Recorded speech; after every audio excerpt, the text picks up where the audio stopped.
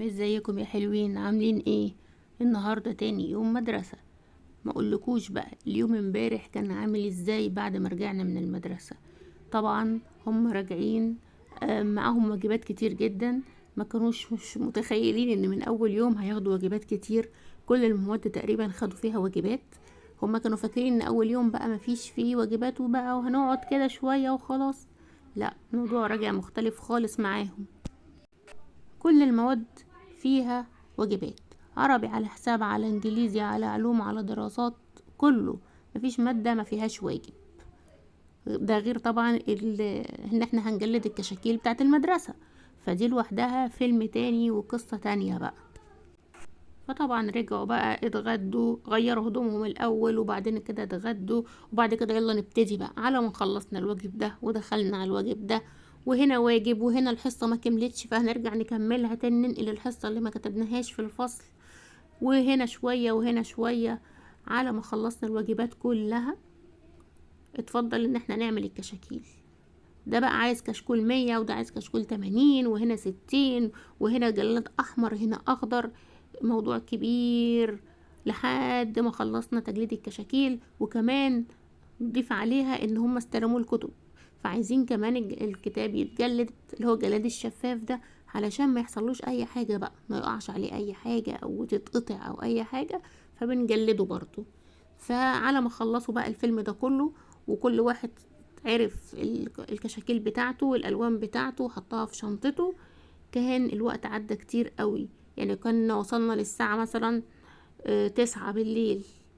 فخلاص كانوا هم خلاص بقى فصلوا بقى، مش مستحملين اصلا وبيناموا وكل حاجة. فقلت كويس بقى ان احنا عملنا الواجب الاول وبعد كده قعدنا في قصة الجلاد دي. لو كنا عملنا الجلاد الاول كانوا هما بيعملوا الواجب كانوا بقوا نايمين، انما عشان عملنا الواجب الاول فكانوا لسه صاحيين بقى جايين من المدرسة فلسه فايقين شوية ودخلوا يناموا بقى على كده.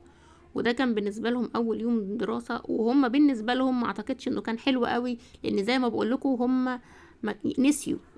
يعني نسيوا اول يوم دراسة انه المفروض ما يبقاش فيه واجبات كتير او كده، نسيوها. فاول ما راحوا بقى كل مدرسة او كل مدرس دخل المادة بتاعته، اشرح من اول يوم، اعمل الواجب، اكتب ده، شيل ده. فراجعين بقى ايه اللي هو اجازة نص السنة امتى، بيسألوا اجازة نص السنة امتى في اول يوم دراسة. انا في ناس قالوا لي اعملي اللانش بوكس من بالليل علشان الصبح ما بيبقاش فيه وقت، فاعمليه من بالليل. فانا جربت امبارح عملته بالليل وحطيته في التلاجة زي ما هما بيقولوا.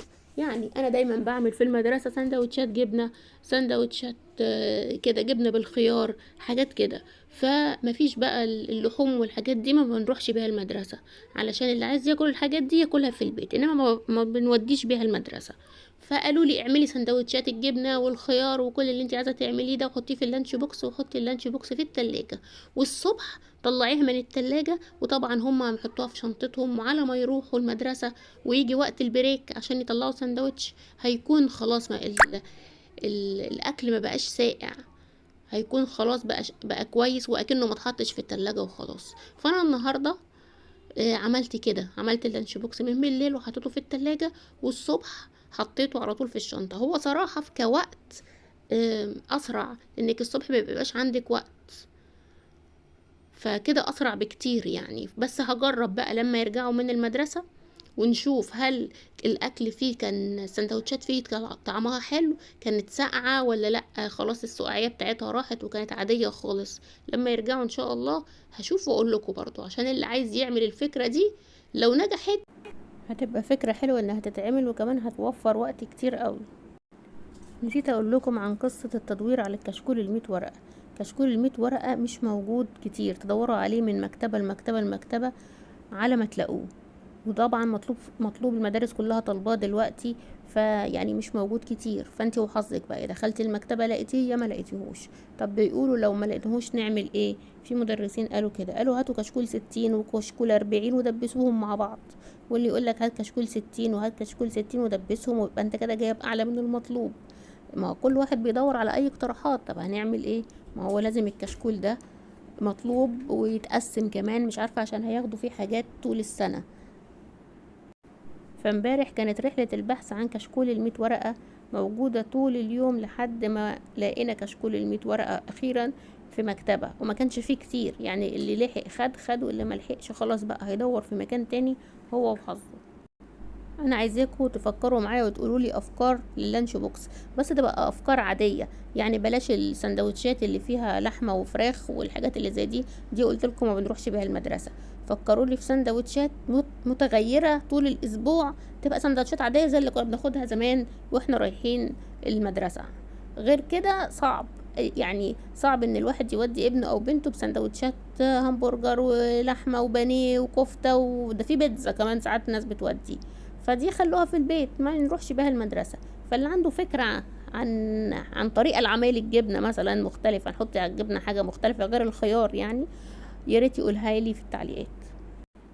في حاجة برضو لاحظتها الصبح، كل الطلبة نازلين طبعا رايحين المدرسة، ففي كتير في الشارع لابسين لبس مدارس الوان كتير ومختلفة، في برتقاني، في اخضر بدرجاته بقى، اخضر فاتح خالص، في لون اللي هو الاخضر الغامق، في اخضر الزرعي ده، في كحلي، في قمصان مخططة كده فيها خطوط رفيعة ابيض، في خطوط سمرة كده بسيطة، في روز، في لبني، في كل الالوان اللي ممكن تتخيلوها موجودة في الشارع بره. في برضو الوان تيشرتات يعني تلاقيها مخططة بالطول وفي مخططة بالعرض وفي حاجات كتير قوي.